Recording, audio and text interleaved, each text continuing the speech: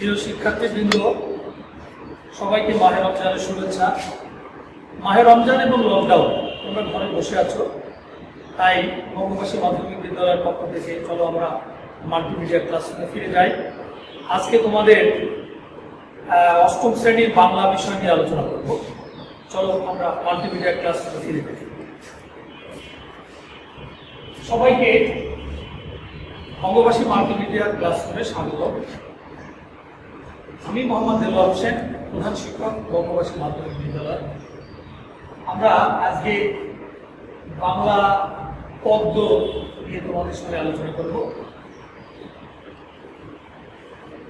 আজকে যে বিষয়টি নিয়ে আলোচনা করব, গতদিন এর প্রথম পর্ব আলোচনা করেছিলাম 2 বিঘা জমি। এটি লিখেছেন রবীন্দ্রনাথ ঠাকুর। এর দ্বিতীয়াংশ নিয়ে আজকে তোমাদের সঙ্গে আলোচনা করব। শিখন ফল, এই আলোচনার শেষে তোমরা যে বিষয়টুকু আয়ত্ত করতে পারবে সেই বিষয় নিয়ে আমরা আলোচনা করছি। এই পাঠ শেষে শিক্ষার্থীরা অন্তত তোমরা কবিতাংশটুকু শুদ্ধ উচ্চারণ করতে পারবে, নতুন শব্দগুলোর অর্থ সহ বাক্য ও অনুচ্ছেদ গঠন করতে পারবে, কবিতাংশের চরণসমূহের ভাবার্থ বিশ্লেষণ করতে পারবে। অর্থাৎ শুদ্ধ উচ্চারণে তোমরা তো পড়ার সক্ষমতা অর্জন করবেই, নতুন যে অর্থগুলো আছে, শব্দগুলো আছে, তার অর্থ লিখতে পারবে, তা দিয়ে তোমরা বাক্য রচনা করতে পারবে, এবং এই কবিতার যে চরণগুলো, সেই চরণগুলোর ভাবার্থ তোমরা বিশ্লেষণ করতে পারবে। তো আমরা আদর্শ পাঠ, চলো এখন আমরা এই কবিতাটির একটি অডিও শুনি। এটি হচ্ছে আজকে আমাদের এই বিষয় আদর্শ পাঠ। তোমরা মনোযোগ দিয়ে কবিতাটি শুনো। গৃহহারা সুখহীন তুই হেথা বসি, ওরে রাক্ষসী হাসিয়া কাটাস দিন।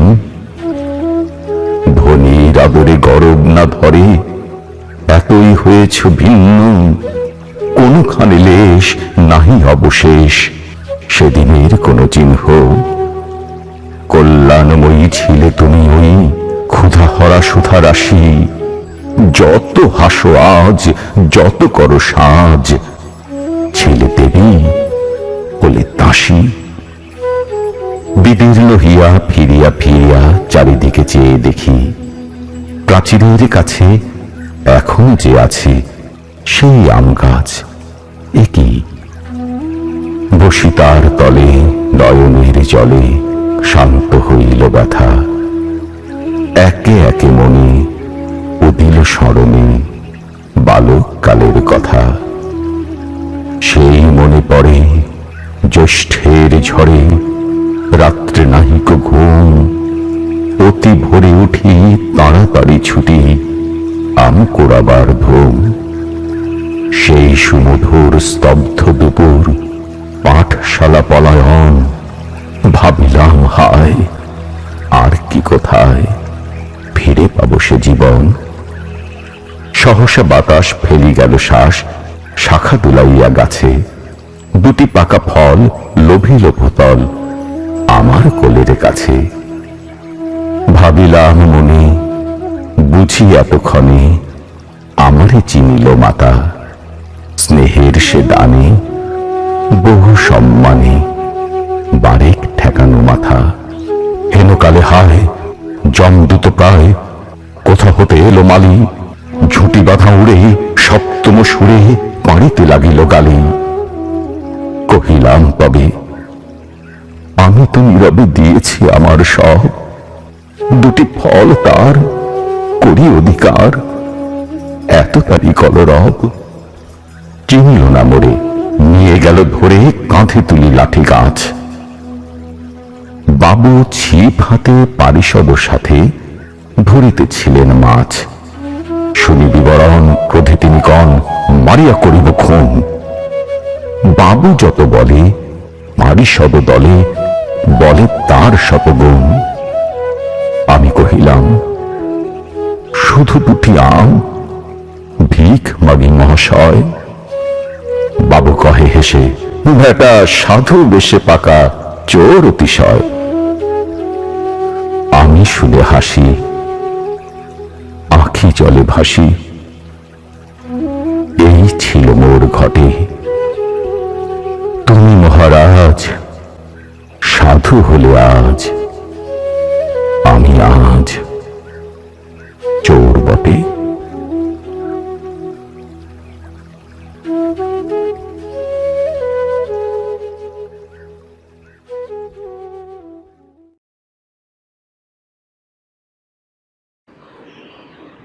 ধন্যবাদ প্রিয় শিক্ষার্থীবৃন্দ, তোমরা কবিতা আবৃত্তি শুনবে।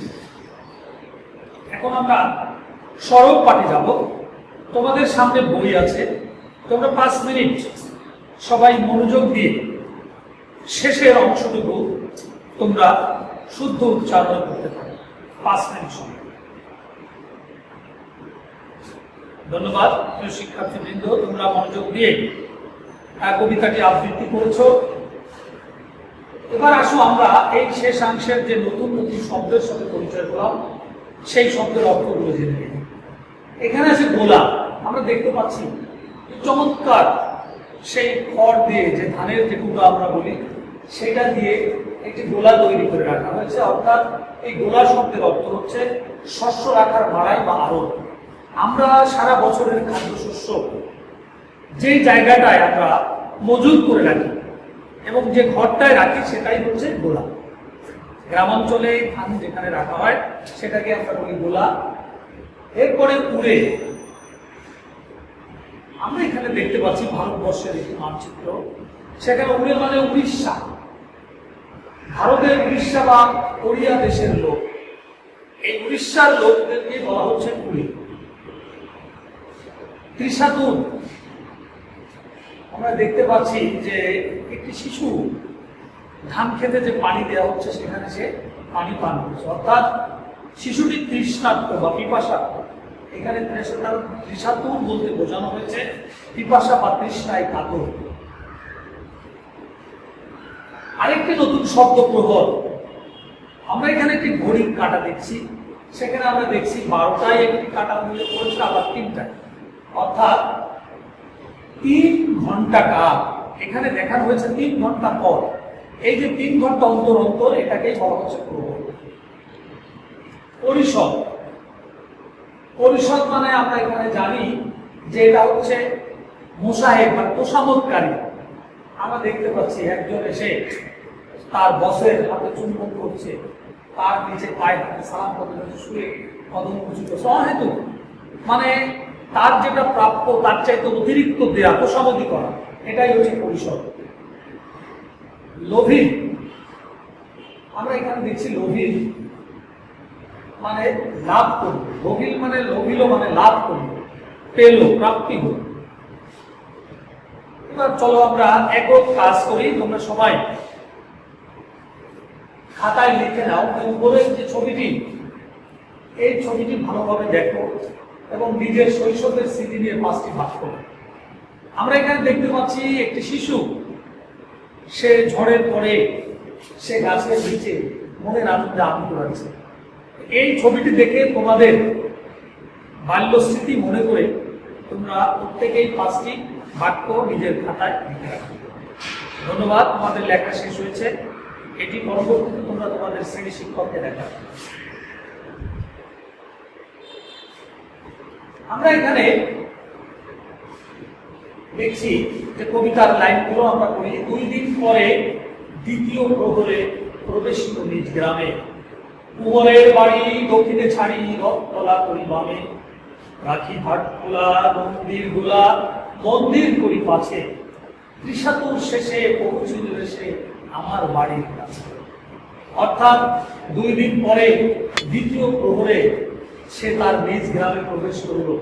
প্রথমে কুমোরের বাড়ি দক্ষিণ দিকে ছেড়ে, বাঁ দিকে রথতলা ছেড়ে, হাটখোলা পার হয়ে মন্দির গোলা মন্দির পিছনে ফেলে তৃষ্ণার্ত অবস্থায় অবশেষে সে তার গ্রামে ফিরে আসে। প্রিয় শিক্ষার্থীবৃন্দ, এখানে একটি ভিডিও আমি তোমাদের দেখাবো। এই ভিডিওটি এই কবিতার শেষাংশগুলোর যে অর্থ আমরা এটি এই ভিডিওর মাধ্যমে আমরা সবাই মনোযোগ সহকারে দেখব এবং তোমরা এটি দেখেই বুঝতে পারবে যে কবিতাটিতে কি বোঝানো হয়েছে। মনোযোগ দিয়ে চলো আমরা ভিডিওটি দেখি।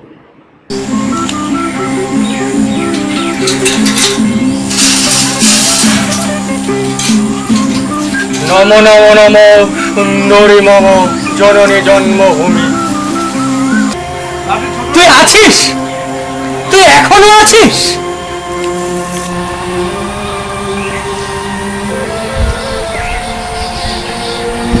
আহা আহা, তোর এই শীতল ছায়ায় প্রাণ জুড়িয়ে গেল।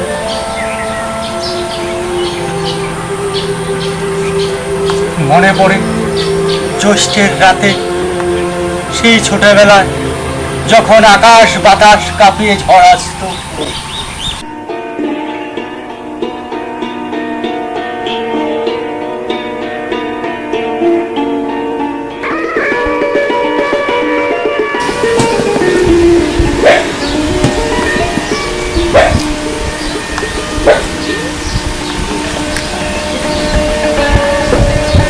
তোর এই আশীর্বাদ আমি মাথায় তুলে নিলাম।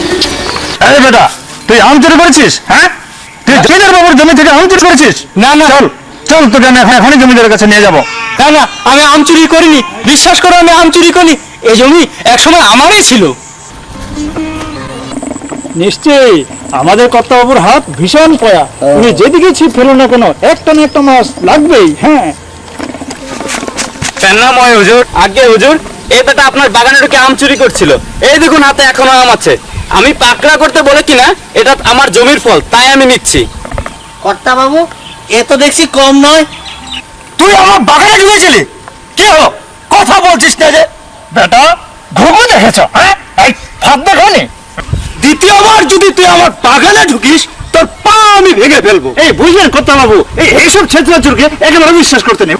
ঠিক বলেছেন কর্তাবাবু, কর্তাবাবু, এটাকে 2 ঘা দিয়ে দিন, বেটা বুঝবে কোথায় পা ফেলেছিল। মহাশয়, এই আম দুটি আমাকে ভিক্ষা দিন। এখানে আমি আর কখনোই আসবো না, কখনোই আসবো না। তা ভেকটা বেশ ভালোই ধরেছ, সাধু এসে একদম পাক্কা চোর। বিশ্বাস করুন, আমি চোর নই। এই আম দুটি আমায় দিয়ে দিন, আপনার পায়ে ধরছি। তুই হো মানে আম দুটো কেন নাও? দে দে দে, না না না না, আমি কিছুতেই দেবো না, আমি কিছুতেই দেবো না, দেবো না, দেবো না।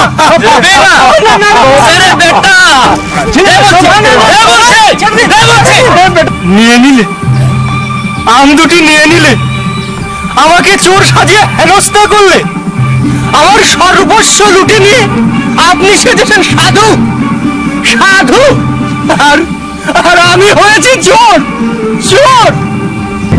কি আমার মানে আমার চাবুক কোথায়? ধন্যবাদ। এতক্ষণ আমরা ভিডিওটি দেখলাম, এতে আমরা কি বুঝেছি? দিক দিক করে শতদিক করে লীলাজ পুলট ভূমি, যখনই যাহার তখনই তাহার, এই কি জননী তুমি? সে কি মনে হবে একদিন যবে ছিলে দরিদ্র মাতা, আঁচল ধরিয়া রাখতে ধরিয়া ফল ফুল শাক। অর্থাৎ তার মনে অনেক ঘৃণা হচ্ছে, সে দিক জানাচ্ছে যে এই যে ভূমি, এই চরম ভূমি, এই যে জমি বাড়ি ঘর একসময় তার ছিল। এক দরিদ্র মা, তার এই করেছিল, সেই দরিদ্র মা সব কিছু ফুল ফল শাক আঁচল ধরে নিয়ে সে সেটাকে সযত্নে রাখতো। এই শস্য দিয়ে সে তার সন্তানদের পরিবারকে খাওয়াতো। এই সমস্ত কথা তার মনে পড়েছিল। আজ পগরিতে কানে বুলাইতে ধরেছ বিলাস বেশে, 5 রঙা পাতা অঞ্চলে গাথা অংশে খচিত কেশ। আমি তোর লাগি ফিরেছি বিভাগী গৃহহারা সুখী, তুই হেথা বসি ওরে রাক্ষসী হাসিয়া কাটা আসবি। ধনির আলোলে গোলপোনা ঘরে এতই হয়েছে ভিন্ন, কোনখানে লেশ মাটি অবশেষ সেখানে করেছিলাম। অর্থাৎ সে যখন ফিরে আসলো, দেখলো যে তার যে বাড়ি সেখানে চেনা যাচ্ছে না, সেখানে নতুন ফুল, ফুলের সমারোহ, ফুলের সেই ফুল যেন হাসছে তাকে দেখে। তার মনে কষ্ট হচ্ছে, আমি আজ বিরোধে ছেড়ে পথে পথে ঘুরে বেড়াচ্ছি, আর তুই এরকম ফুল ফুটে হাসছিস, তোর কোনো লজ্জা নাই। তুই সেই ধনীর যে জমিদার, সেই জমিদারের সৌন্দর্য বিক্রি করে চলেছিস। তুই এতই ভিন্ন হয়ে গেলি। এই মাটি, এই মাটিতে আমার বাবা মা, আমার দাদা দাদি তারা ছিল, আমি ছিলাম, আজকে আমি এখান থেকে বঞ্চিত। আর তুই এখন ফুলে ফুলে সুশোভিত হয়ে জমিদারকে তুই এগিয়ে বিলাচ্ছিস, এটি তার মনে বারবার জাগতে লাগলো। এবং কোনখানে লেশ নারী অবশেষ সেদিনের কোনো চিহ্ন। সে সেই সময় তার যে বাল্যকালের স্মৃতি, তার সেই স্মৃতিময় দিনগুলো সেই জমিটার দিকে তাকিয়ে ফিরে যেতে চাইছে, কিন্তু কোথাও তার সেই পুরনো চিহ্নটুকু সে খুঁজে পাচ্ছে না। কল্যাণময়ী ছিলে তুমি ওই ক্ষুধা হরা সুধারাশি, যত হাসো আর যত করো সাজ ছিলে দেবী বলে দাসী। বিদীর্ণ হিয়া ফিরিয়া ফিরিয়া চারিদিকে চেয়ে দেখি, প্রাচীরের কাছে এখনো যে আছে সেই আম গাছ একই। বসি তার তলে নয়নের জলে শান্ত হইল ব্যথা, একে একে মনে উঠিল স্মরণে বালককালের কথা। অর্থাৎ কল্যাণময়ী ছিলে তুমি ক্ষুধাহারা সুধারাশি, যত হাসো আর যত করো সাজ ছিলে দেবী বলে দাসী। অর্থাৎ সে তার এই পুরনো বাড়ির স্মৃতি দেখে দেখছে যে তুমি যতই আজকে রাজার মতো আসো, যাই করো, তুমি কিন্তু আজকে দাসী। তুমি জমিদারের ইচ্ছায় চলো, জমিদারের ইচ্ছায় তোমাকে চলতে হয়, তুমি কিন্তু দাসী। সেই প্রাচীনের কাছে যে সবকিছু দেখতে দেখতে হঠাৎ তার চোখ পড়লো সেই আম গাছটির দিকে, যে আম গাছটি তার বাড়ির এক পাশে ছিল, সেটি একটি প্রাচীরের পাশে। দেখে তার মধ্যে যত ব্যথা ছিল, যত দুঃখ ছিল, সেটি তার ব্যথার শান্ত হলো। এবং একে একে মনে উদিল স্মরণে বাল্যকালের কথা। আম গাছের দিকে তাকিয়ে আর সেই বাল্যকালের কথাগুলো মনে পড়লো। এক সময় ঝড়ের দিনে এই আম গাছের নিচে সে আম কুড়াতে আসতো, ক্লান্ত হলে মধ্যে আম গাছের নিচে বসে সে পরিশ্রান্ত হতো, তৃপ্তি হতো, তৃপ্তি পেত। এই বিভিন্ন স্মৃতি তার মনে আসতে লাগলো।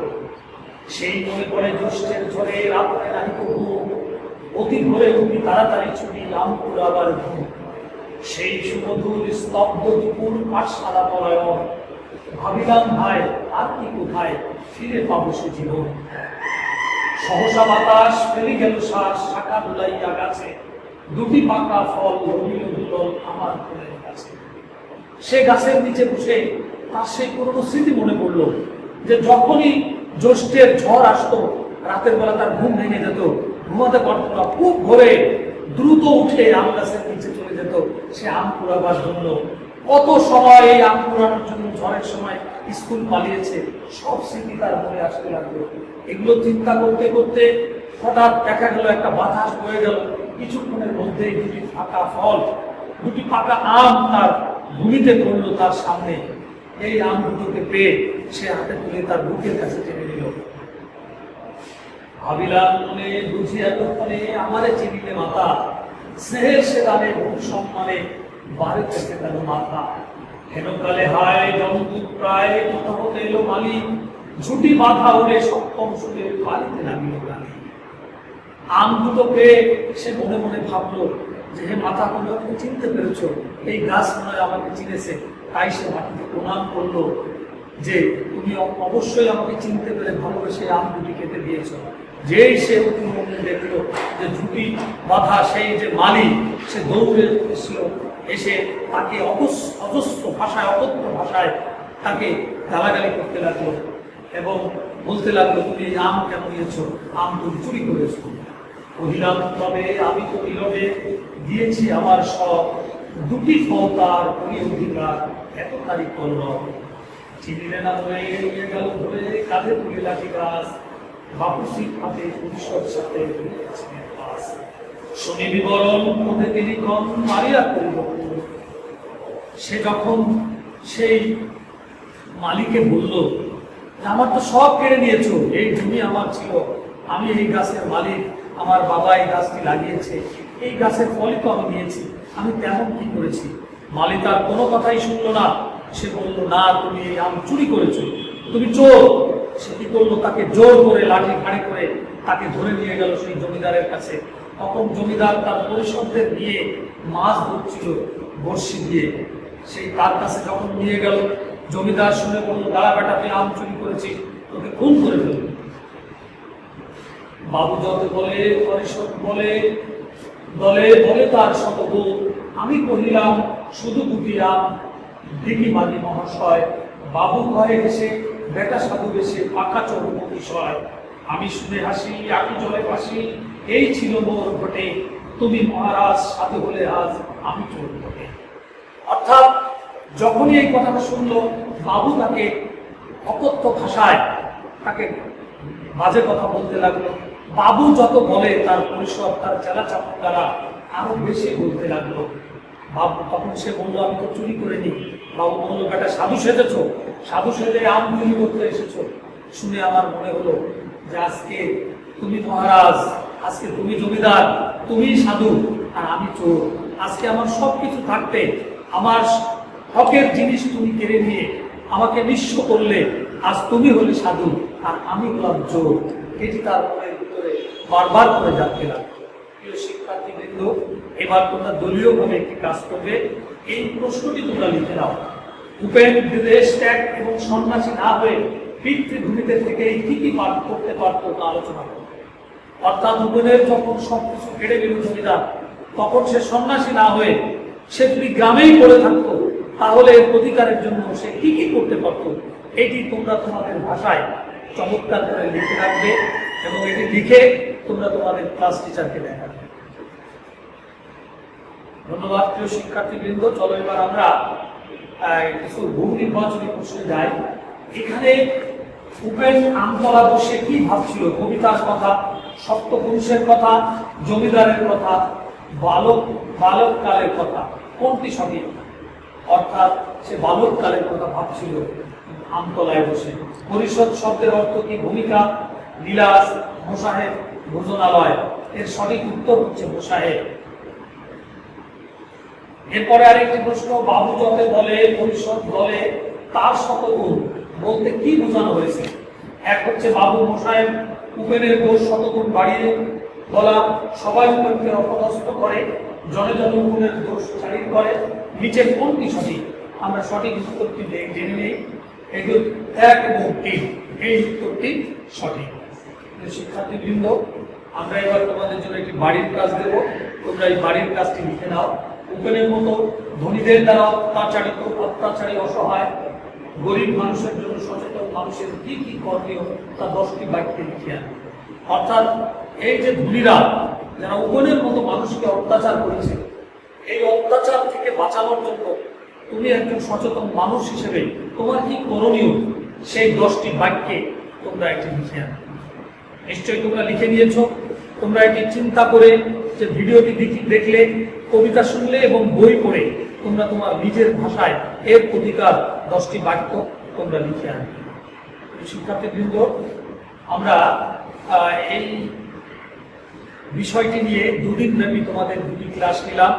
বিশ্বকবি রবীন্দ্রনাথ ঠাকুরের 2 বিঘা জমি, এই বিষয় নিয়ে আলোচনা করলাম। তোমাদের অনেক প্রশ্ন ছিল, আমরা যদি সামনাসামনি ক্লাসে আসতে পারতাম তাহলে আমরা অবশ্যই চমৎকার উত্তর দিতে পারতাম। তারপরও সময় যদি তোমরা পাও, আমাদের ইউটিউব চ্যানেলে তোমরা প্রশ্ন করলে আমরা প্রশ্নের উত্তর দেব। যাতে প্রশ্ন করা না লাগে সেই কারণেই আমি এই কবিতার একটি আবৃত্তি এই ক্লাসে রেখেছি এবং ভিডিওর মাধ্যমে তোমাদেরকে বুঝিয়ে দিয়েছি। নিশ্চয়ই তোমরা ভালোভাবে বুঝেছ। সবাইকে বঙ্গভাষা মাধ্যমিক বিদ্যালয়ের পক্ষ থেকে আবারও ধন্যবাদ জানিয়ে বিদায় নিচ্ছি। আল্লাহ হাফিজ। আসসালামু আলাইকুম।